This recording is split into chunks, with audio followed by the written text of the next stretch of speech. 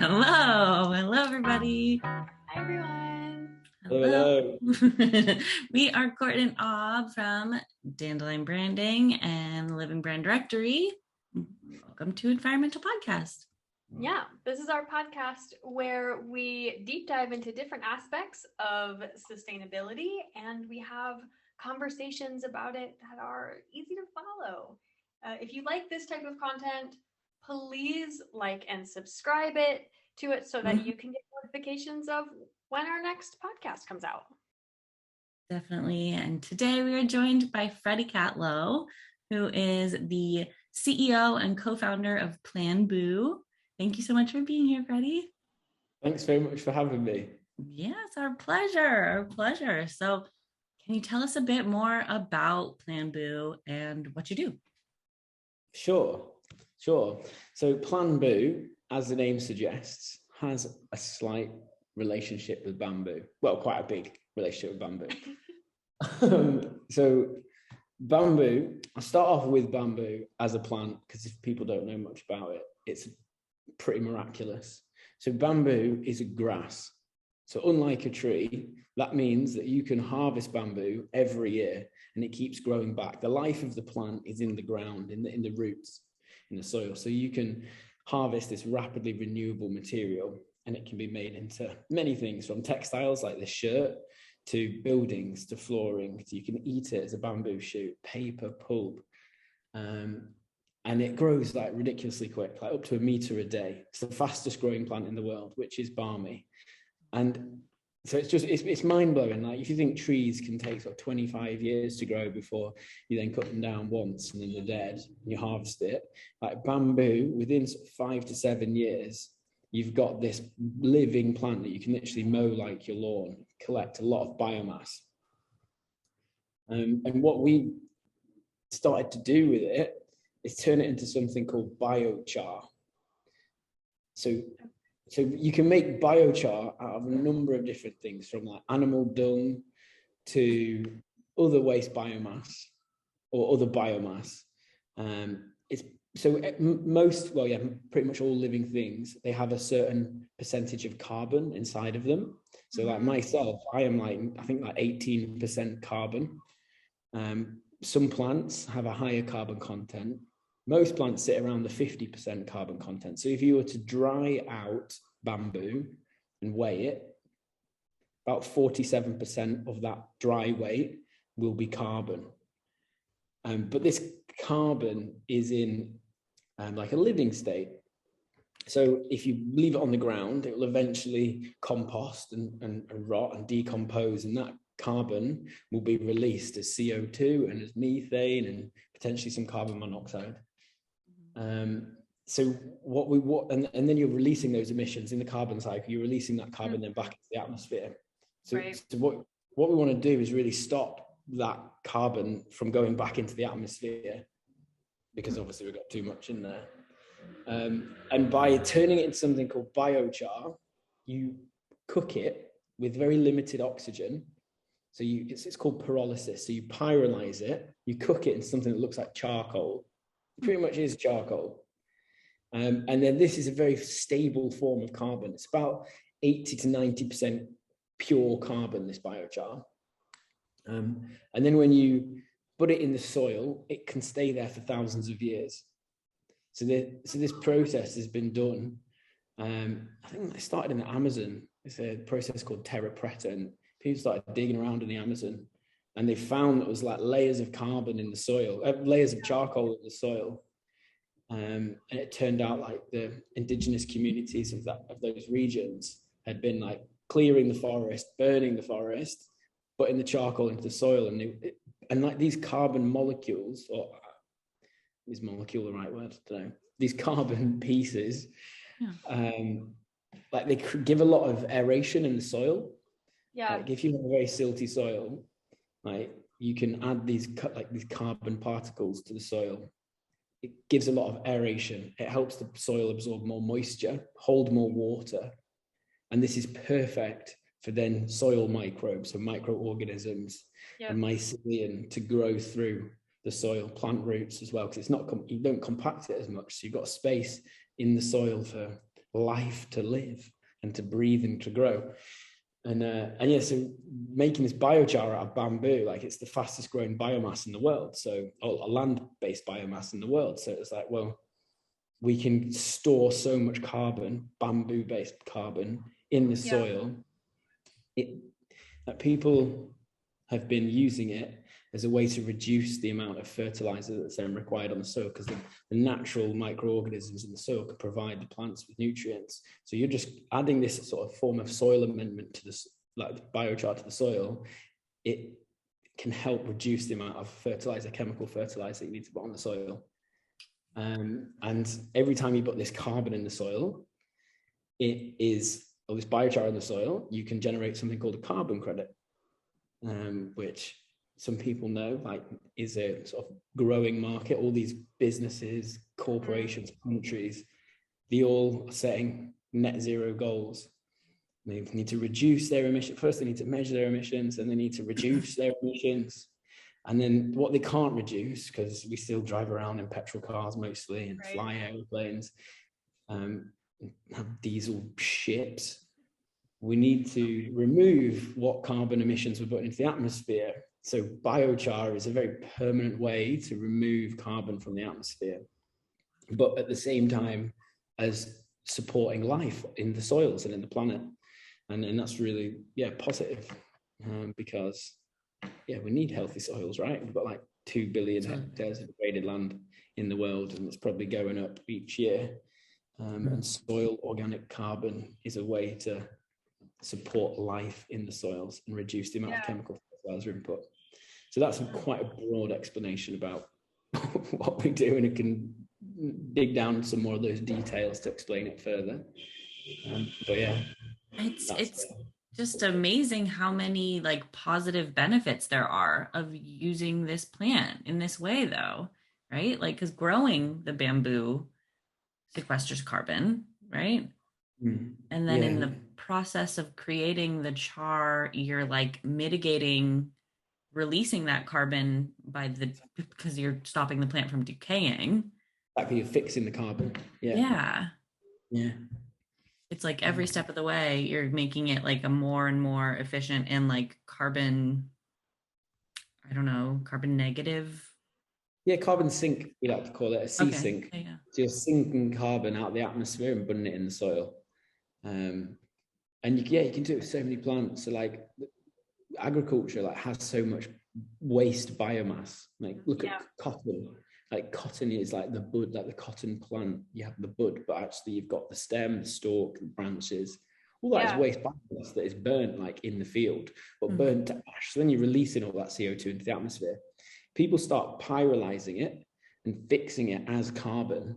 You've then got this resource that is made of CO2 in the atmosphere. It can go into the soil, it can support life in the soil, then you can reduce the amount of fertilizer input. It's just necessary. Like if we're going to try and do something in the planet that's positive, we need to repair the soils, sequester carbon, employ people. I'm really interested in the concept of repairing soil. That's something like, yes, we need to sequester carbon, but we have this other issue happening, which we've talked about on EnvironMental before, where, we're just like kind of really screwing things up in terms of our ability to maintain like positive growth in agriculture in the world. Partially, a lot of it is because we use shitty fertilizers, but this idea of utilizing the pyrolyzed carbon to promote like healthy life in the soil is so exciting. Like I know I'm a gardener, and when after a few years or in a pot, for instance, the soil starts to get like really compacted. And I think that that's what you're saying that the pyrolyzed carbon does, is it makes it so that there's more air and it doesn't like compact in that way. Exactly. And then in like heavy rainstorm events, the soil can hold more water, so you get less runoff, so less leaching of chemicals. So if you put chemical fertilizers just thrown on the surface, it rains, the soil's got no structure, so then it just washes off, and then you lose a lot of topsoil, you lose a lot of nutrients. Yeah, so like biochar gives that space for the plants and for the ground to breathe really and soak in all that goodness Yeah. and promote goodness. Yeah. What an incredible thing. It's so straightforward though. Like I can't believe that it's not been like on mega like big ag scale yet, because big ag has just been like, well, we can sell chemical fertilizers and subsidize the shit out of it. Yeah. We get everyone's like cash in hand. But then they've just made all these plants like drug addicts. They're all addicted to fertilizers. And now it's like, oh, we can't deal without fertilizer. And then the plants start to wither and wilt because they can't, they don't have any of the smack to get going. So and now with what's happening in the world, the price of fertilizer has gone crazy. So now so we work in Sri Lanka with the plantation sector, like tea estates. They grow Sri Lanka's like the 4th biggest producer of tea in the world. Like it's huge. But all their tea, a lot of their tea plants are so addicted to fertilizer. Now the price has gone so high. Like I actually spoke to one of the plantation the planters today. When we came here in November, we started having these conversations with different estates, and at that time the chemical fertilizer was subsidized and the price of it was 30 rupees a kilo. Today, guess what the price is today? So in the space of 5 months, no, more than 10 times. It's 800 rupees a kilo. Yeah, bonkers. So almost almost 10 times. Wow. Like that puts it into perspective. Like that cost, like they now have no choice but to try and change the way that they do agriculture. But it's so ingrained that fertilizer is the way that they go. But they can't financially continue that way. Because so the government removed the subsidy on fertilizer because they were importing a lot of it, so there's a lot of money leaving the Sri Lankan economy to import this fertilizer. Yes, they banned it outright in April 2021. They said no more chemical fertilizer, we're going 100% organic. Like the Sri Lankan government did this that, and obviously everyone went mental because the farming sector, the agricultural sector relies on chemical fertilizer, and we've got no, what's the alternative? The plan? And you're supposed to wean plant off you just fertilizer. cold turkey. Say nothing. Yeah, exactly. It's literally gone cold turkey. It's now and then they've the price has just gone crazy, and what's happening in Ukraine, obviously it's all globally connected. Now it's good and it's bad. It's bad because we need to feed the world. It's good because it pushes people to try alternative means of agriculture and food production. Regenerative agriculture is something that was always there. It's just learning more, connecting with the right people that have been doing it for many years.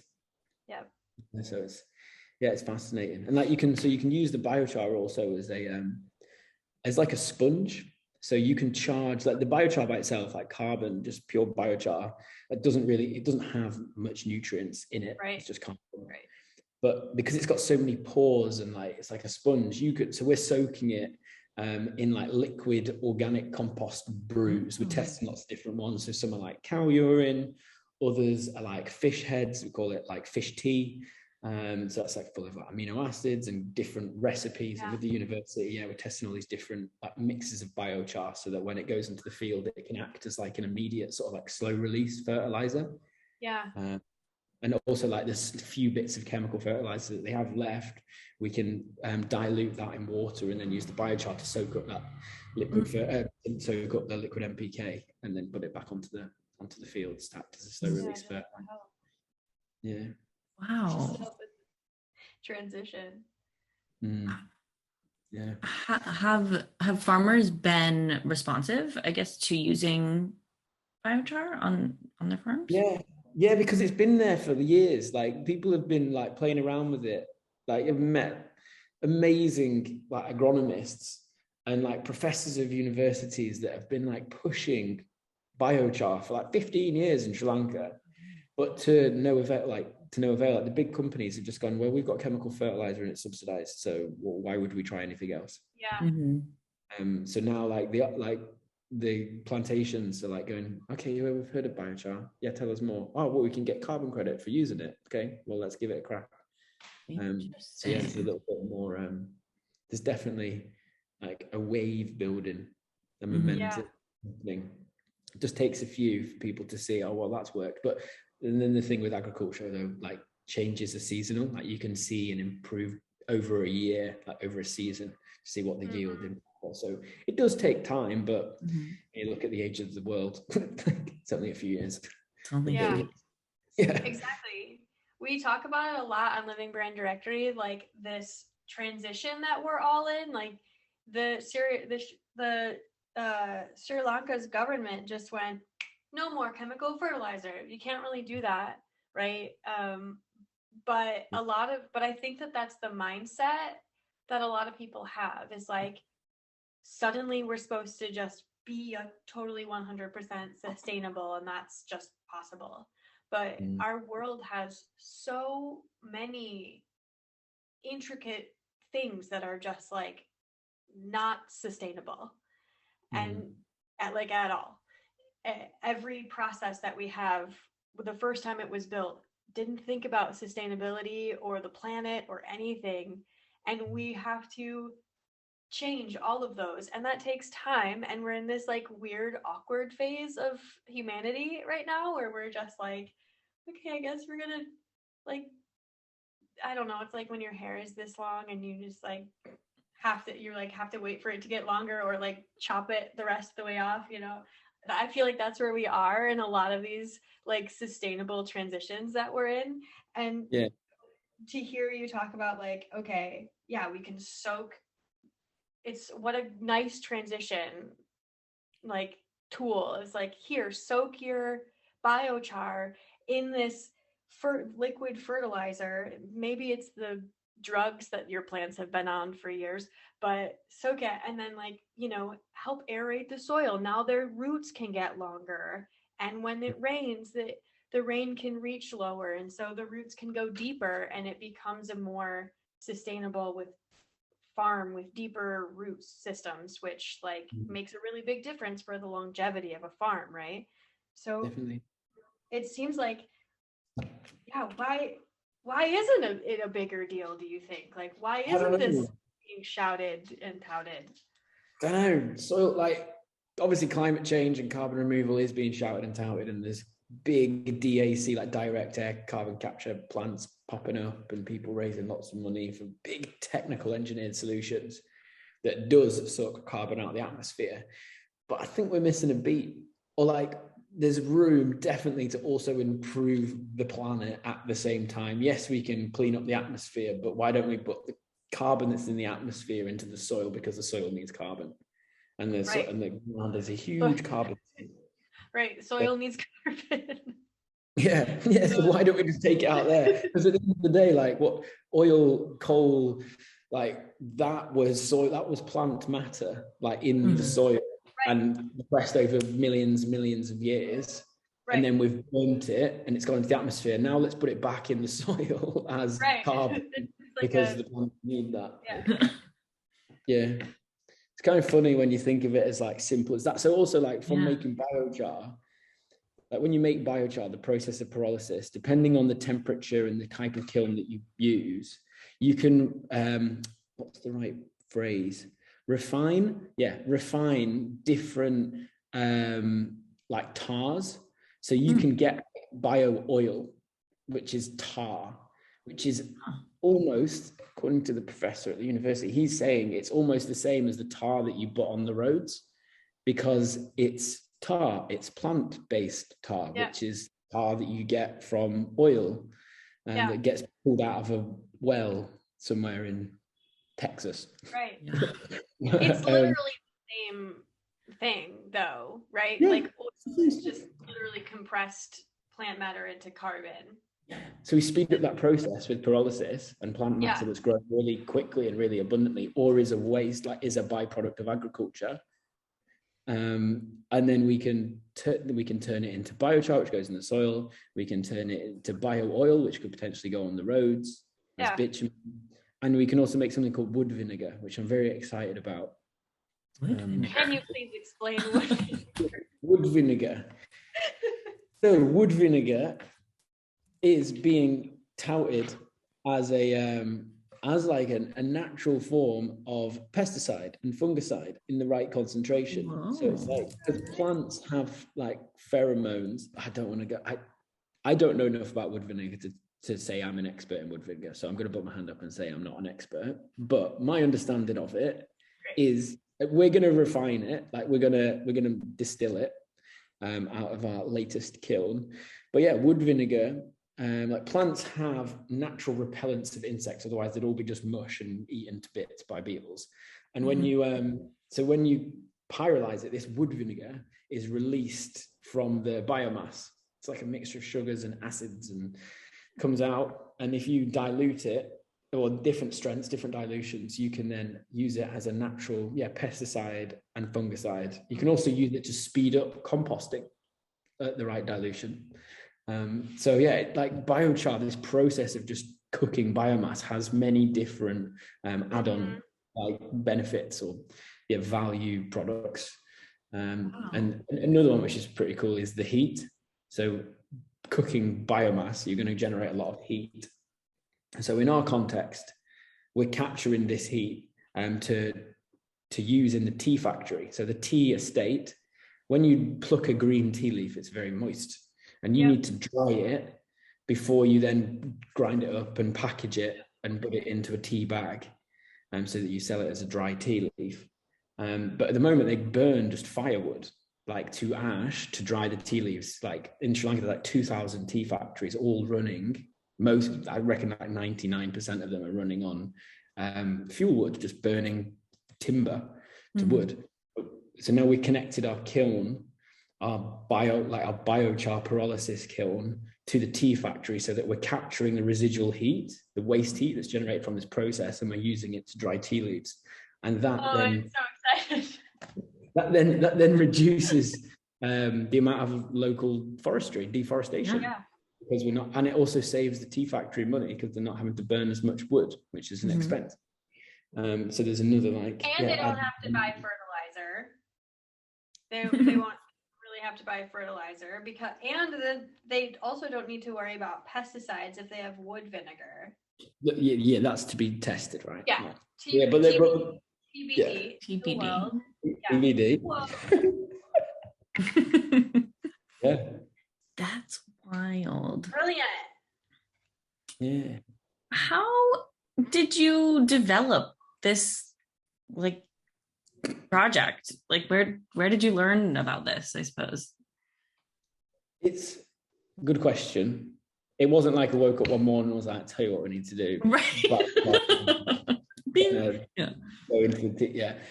No, so I used to live in Sri Lanka in 2015 to 2018.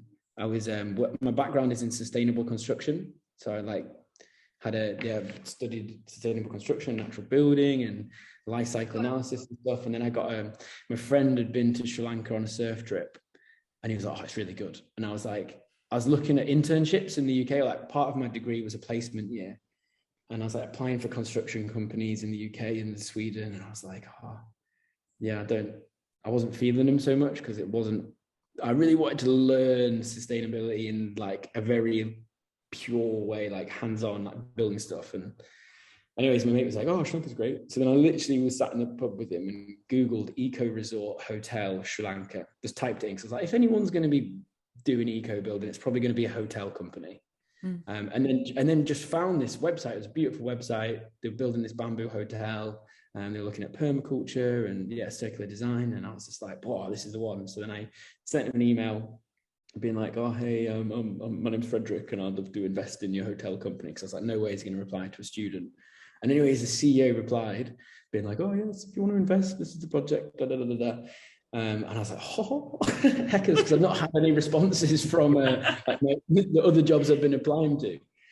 So then I was like, "Oh, look, I'm actually a student, and I just really want to come and learn to build like bamboo and do construction in Sri Lanka." And he was like, "Oh, I've hurt my back and I need someone to go down to the site." So then I ended up moving there And then spent 3 years living in Yala National Park, like in a safari park, building this bamboo hotel, and just learned more about the Sri Lankan culture and the bamboo as a material and sustainability. Like we made all the seating out of like elephant dung and termite mud and waxed it all with beeswax. Like it was a real purist, So cool. Yeah. to like an eco hotel.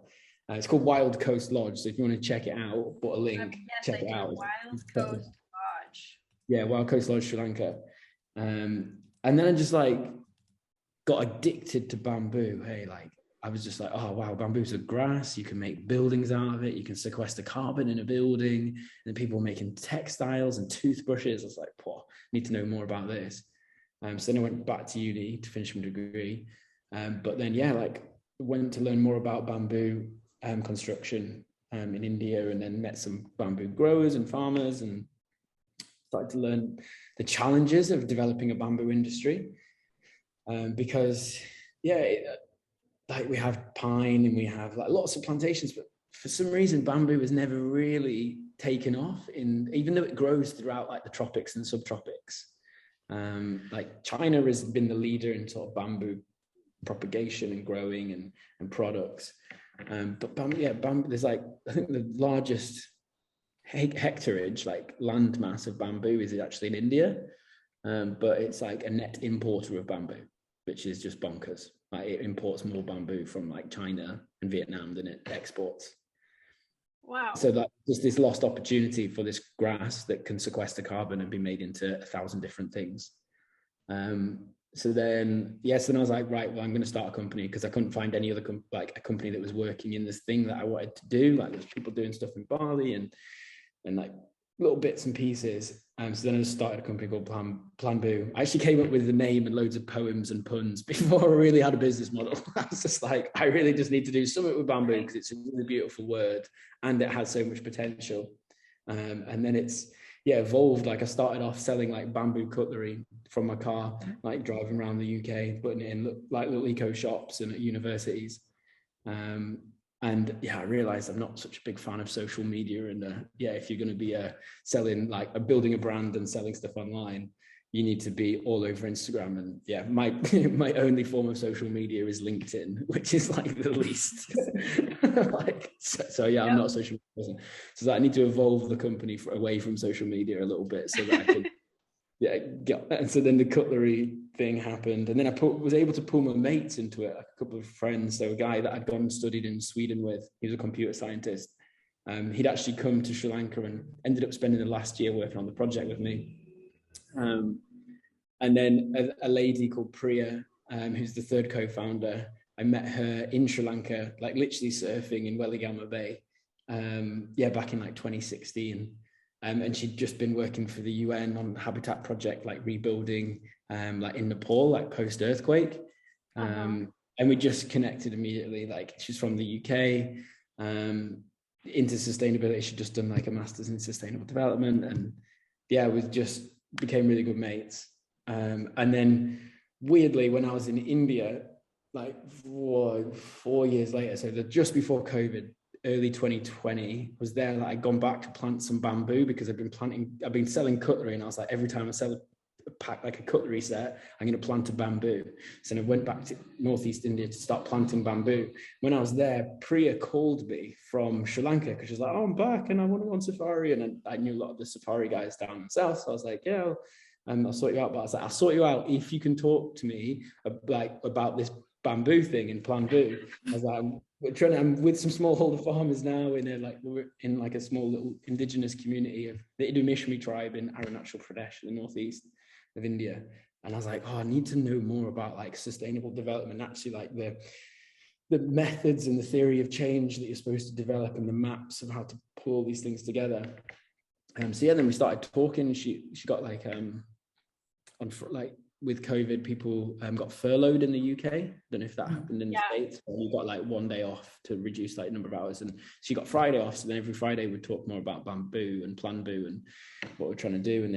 And then we applied for a startup accelerator focused on climate change by an organization called Sting in Stockholm.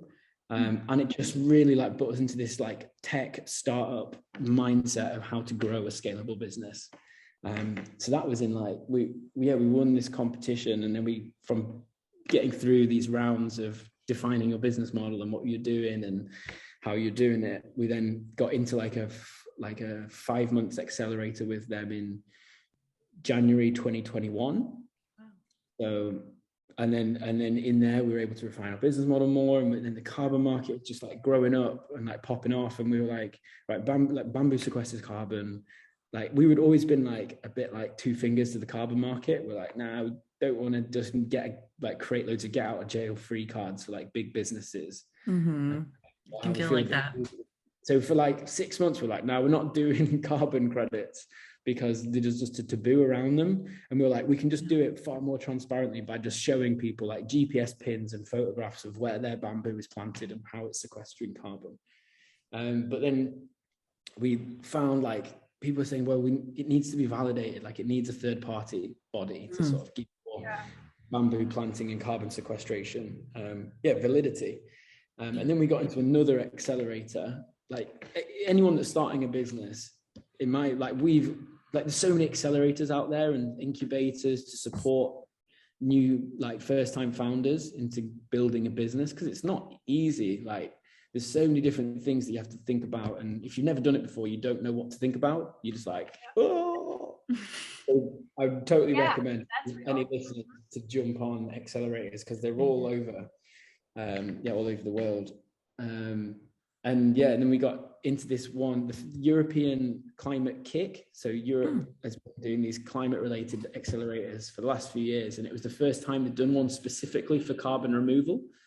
And we got into it, and it just really focused our attention on like, okay, the carbon market, people are genuinely buying carbon credits and they need to scale up significantly.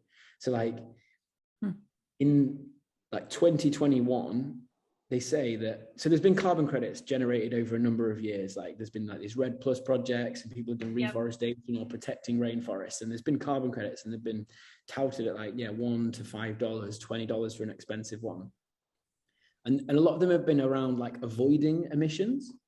So it's like, we won't chop down our rainforest if you buy carbon credits off us. It's not it's not really sequestering any more carbon. It's just avoiding emitting CO2.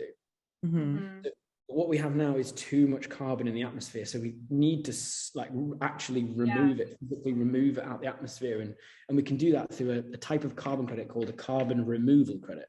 Sort of it says on the tin, you remove carbon out of the atmosphere. So is that so a carbon removal credit is different than just a regular carbon credit? Yeah, people will call it a carbon credit, but people that are selling carbon removal credits will be like, no, we are removing carbon. And these are much more expensive. So like, I don't know if you've come across Climeworks, this big DAC plant in Iceland, where they've like made a machine that literally sucks CO2 out of the atmosphere. Yeah. And buries it underground, like mineralizes it underground. Yeah, I've seen it, but I didn't know it was operational. Yeah, so the first plant I think went online in 2021. It's called the Walker plant, and like it needs to scale up, like the technology. Like it's like they've taken it out of a lab and now they've put it on in a structure, in a facility. But it removes like this size plant that they have removes 4,000 tons a year. Like this is the biggest DAC plant in the world. 4,000 tons is about the equivalent of 400 people in the world's carbon emissions. So little. Yeah. It's kind of scary actually that's like the leading technology for carbon removal in an engineered way. Like to get to, so it's said that we need to be removing 5 billion tons a year from 2030 through to 2050 if we're going to stay within 1.5 degrees of warming. So 5 billion tons, like that's a hell of a lot. So in 2021, like people have been doing biochar for the last few years, like doing biochar projects and sequestering carbon. People have been growing kelp in the sea, trying to sink carbon that way. This DAC plant has been selling carbon credits. So like in 2021, last year, throughout the entire world, the number of carbon removal credits that were sold, have a guess how many there were. Bearing in mind, we need to get to 5 billion. in 7 years? I'm scared to guess. I'm gonna guess 3 million.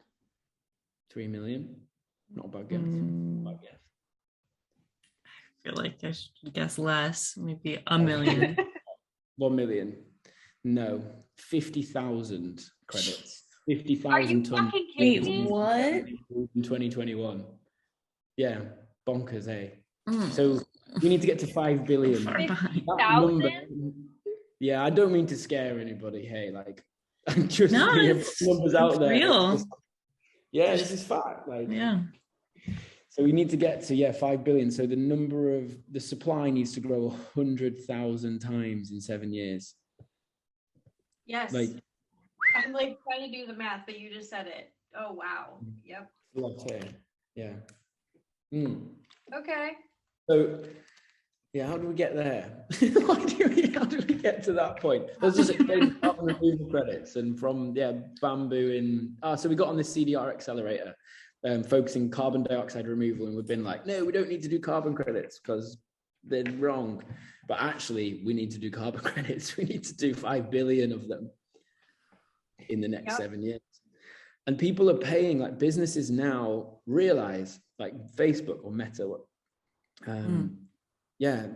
Netflix, Klarna, there's so many big Stripe, there's so many Microsoft. These are big companies now that realize, oh golly gosh, we have a responsibility as massive corporations to put money into this market so fast because we need to scale it significantly. And they want to buy credible carbon removal credits. Like, they need to be validated. They need to be legit. Otherwise, there's just going to be this like cowboy market of people going, "Oh, I'm doing carbon removal," but if it's not like measured and verified by third party, then it can just not actually deliver the goods. Deliver what we need. Yeah. Carbon. Exactly. We spoke with a carbon reduction specialist with Zero Bees. His name was Toby, a few weeks ago, and that was the main thing that he told us is like, yes, they focus on reduction and that's really important, but once you've reduced, then we need to invest and do a climate investment. And he told us all about how difficult it is to find a verified carbon removal or carbon credit source. And we admittedly have been on that journey a little bit of like, okay, but when you find when you find a company and you know that they're doing it well, but they're not sharing that they're doing it that well, so now there's this other like communication breakdown barrier of people that feel like you, like, yeah, but I am doing my I am doing this carbon sequestration correctly, like this is permanent and helpful, but there's a lot of people out there that are going like, I'm not doing carbon credits. No, fuck that. They're not right. That's not how you're supposed to do it. Like, there is an ego involved with like not having that. And it's actually really refreshing to hear you say, no, we need it. And we need to move in that direction. Get your carbon credit certifications, get validated and everything, because it's really important. Yeah, totally. Good that Toby was saying though, like, I 100% like back what he's saying about reduction. Like, we need to remove carbon as quickly out of our supply chains as possible, but it's so difficult. Like we still fly in planes. Like, as a like the first thing you can do is like measure your emissions, so you can at least be aware of, okay, where are we emitting? And that's not a complicated thing to do. You can get a third party person to do it, but actually just get an Excel and go on like government websites, and you can get emissions factors for every vehicle, delivery, and you can just put it into an Excel. That's what we've been doing in our company. And like, we just, every time we get on a train or a plane, we calculate how much carbon we produce, so that we can naturally offset that. And I started that from, when I went and got my first starting off as a company, I was like, oh, I need to get a business card. So I like wrote down my emissions for me driving from my mum's house to the print shop and back. So, properly, if we're going to do it, if we're going to be legit, we've got to do it from day one. But it's quite hard to practice that, like to always make sure that every time you get in a vehicle, you go, how many miles? And to be honest, sometimes we have missed it, but we can then estimate, okay, well, in this month we produced this much, and we know that roughly it was about X number of tons. But reducing the emissions is key. But like, if you want to be net zero today, like, yes, you can be reducing, but you're going to have 80, 90, maybe % still of your emissions are going into the atmosphere.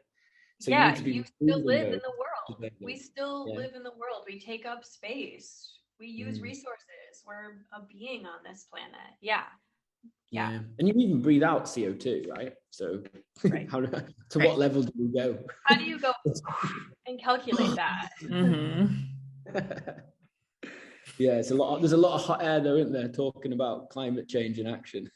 And that's an example. Yeah.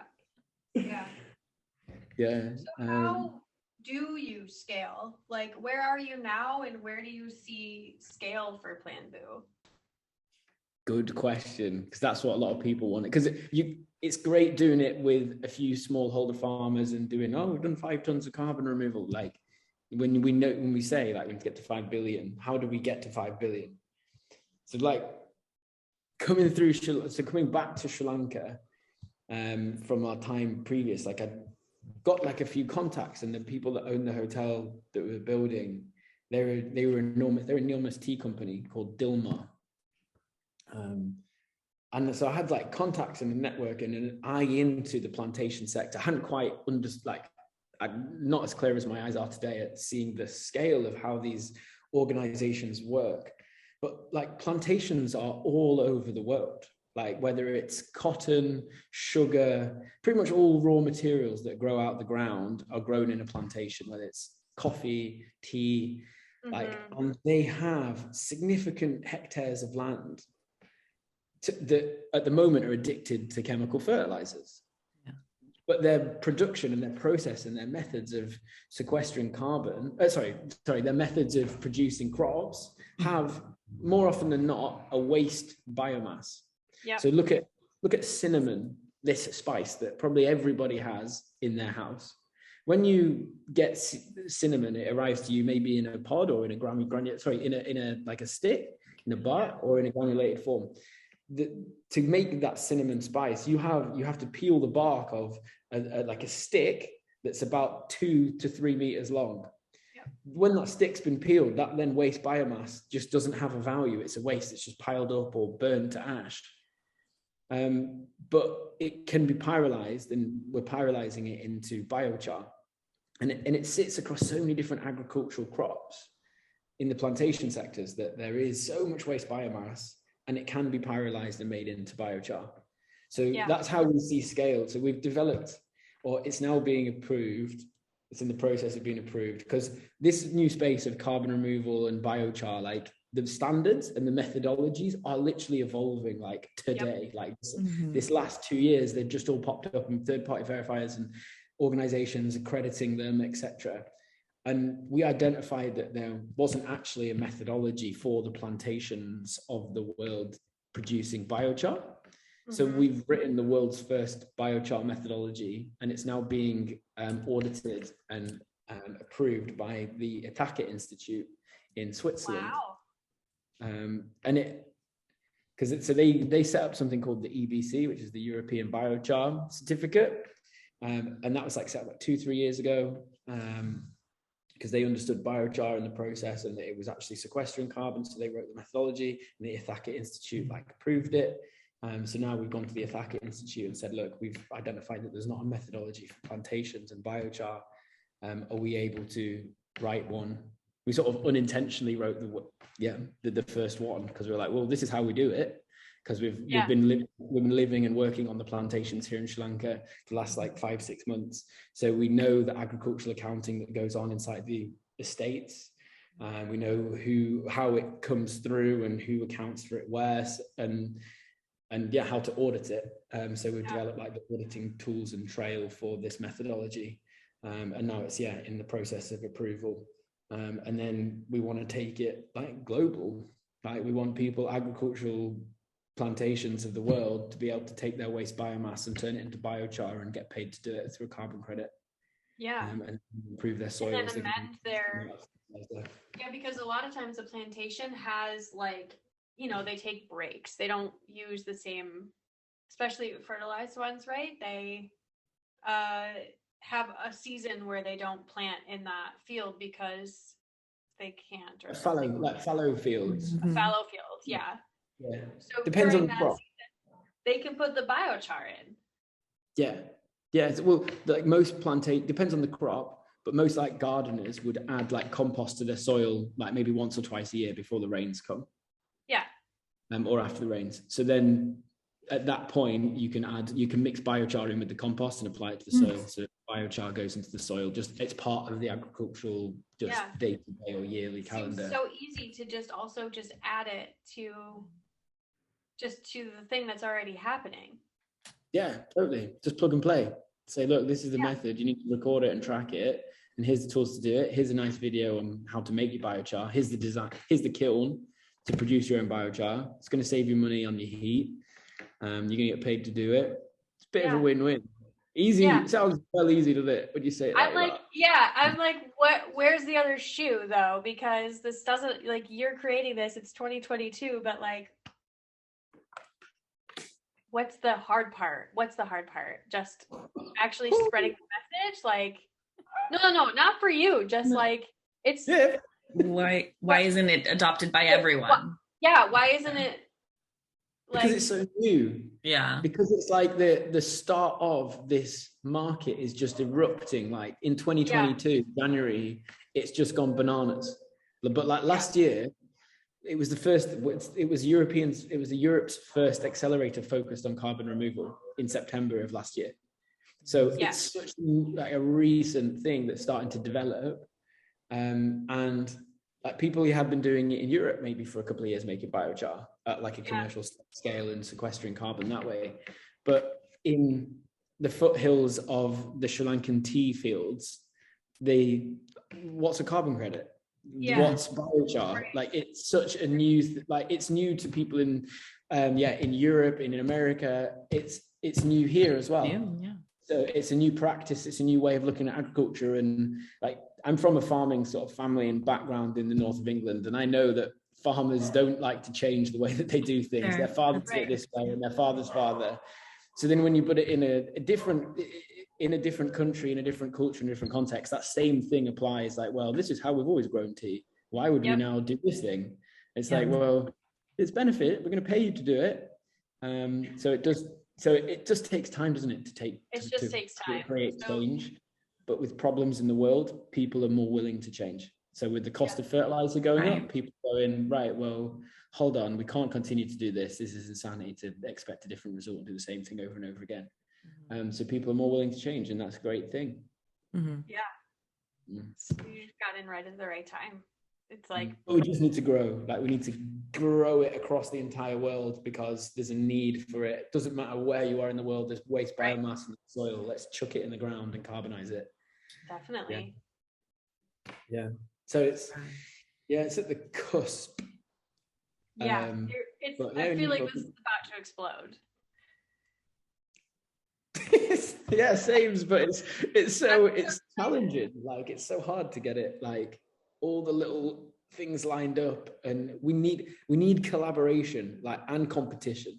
Like, we need people to take this and go with it, because the world is so big, and this approach to sustainability and carbon removal needs to be global. It can't be privatized and put into one company, say, oh, we're the ones that hold the key to this. It needs to be open source for people to do it. Otherwise, it just won't. Like, if it's for the planet, right? Like, we all live on this planet, so there's no point privatizing the solution that can save it. Yeah. So will you, once the EBC approves this, Ithaca Institute, sorry. So just to correct you, Ithaca Institute wrote the EBC or established the EBC. Okay. And now we're being approved by the Ithaca Institute, so the organization that set up the EBC. Okay. Okay. Once they approve it, will you have your method for plantations open source on your site? Do you think so? Yeah, it'll be a white paper. It has to be, for people to be able to use it, understand it. Yeah, that's great. But amazing. Like, it's easy. It's one thing reading it and going, oh, that seems straightforward. It's another thing then actually, it's another thing applying it, like, and making it. Yeah, I'm all for that. Like, obviously obviously, as we have investors that are supporting the company, this is when capitalism and conservation and like climate action, like you run into different like desires, needs, expectations, and this is definitely like how to align your values in a capitalist system when people want to privatize stuff. Like it's I say this now from this position of like, wanting to do good for the world. Yeah. But as people want to put money into something, they then will go, oh, hold on, we need to privatize this, and this is our way to monetize and get quick. Yeah, that seems like a lot of like navigating that you're doing to be like, guys, I think we just need to save the world. Yeah, I don't want to get called out for doing it wrong either. Like it's weird, isn't it? Because what's the right thing to do? You need money to grow massively. Like you need cash to have impact. Like for something to be sustainable as well, it has to be sustained, and actually money sustains stuff. If you're getting paid to do something, then people will do it. And actually, if investors can make money off privatizing it and growing it, then it can potentially grow. But open source, I don't know. It's a complex thing, and I wish I had a very clear-cut answer. I know what my values are and my beliefs are. Yeah. As more people have an influence in our business, they need to know our values and what we stand for. It's important. And then it's aligning investors with those values. It's not everyone sees the world as you or I or we. We see the world different in some things. That's what it is to be in the sustainability sector, I think. Yeah. I'm gonna get this as a soundbite in the future. Someone's gonna call me like, "Oh, Fred, remember that podcast we did?" Little snippet. Yeah. Wow. This is so cool. Thank you so much, Freddie. Yeah. Oh, you're very welcome. Very, very interesting to learn about. Yeah, it's all pretty interesting and exciting. How can people follow you or find you or learn more about what you're doing? LinkedIn. Like, me personally on LinkedIn. Freddie Catlow on LinkedIn. Planboo is a company. We have an Instagram. We have a Facebook. We have a website that's been updated. You can also purchase carbon credits off there now, which is cool. You can buy a carbon removal credit and support the cause. And then catch us on there. In Stockholm, in the UK, and in Sri Lanka. Those are our sort of bases.